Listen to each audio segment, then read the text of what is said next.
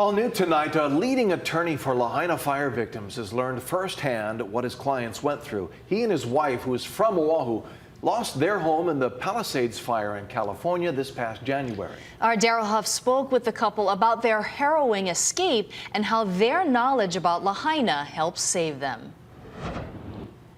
I looked out the window and I saw this huge plume of smoke, and it was terrifying.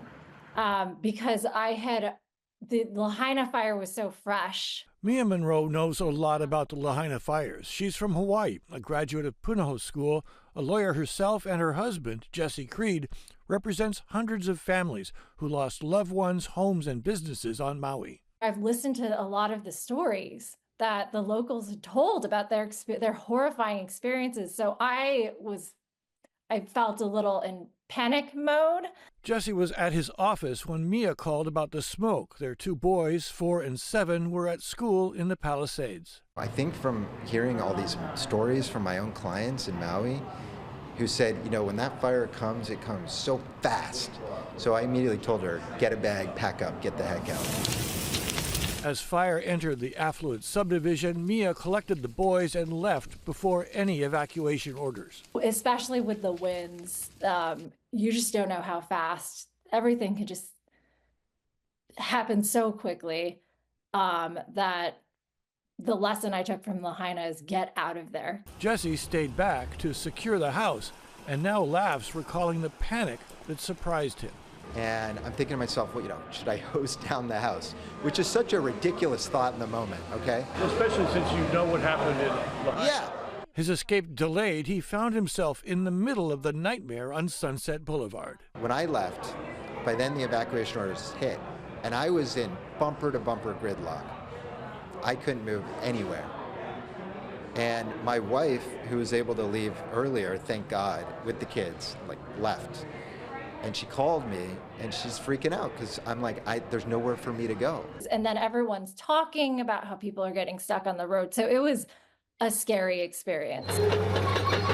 He made it just ahead of hundreds who abandoned their luxury cars, which had to be bulldozed to allow fire trucks through.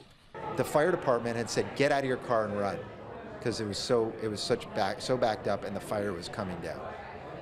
And the irony, I mean, shows how unprepared they were, is by giving that directive. I got to say, there's a lot of parallels, okay? The government there failed completely, all right?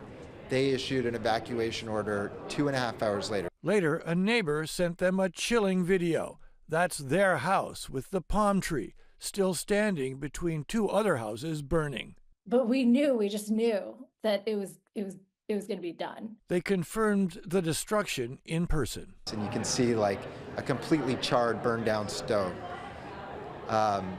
You know, and it's just incredibly heartbreaking. It's very sad. The community has just dispersed completely. We didn't look for, valuables or anything. I mean, it just felt like everything was gone. A month later, Jesse Creed stood before the Hawaii Supreme Court to argue on behalf of thousands of Lahaina survivors. And they need every penny to restitch the fabric and bring the community back together. I know myself, as I just lost my home, my childhood home, my kids' schools, and my place of worship in the Palisades fire.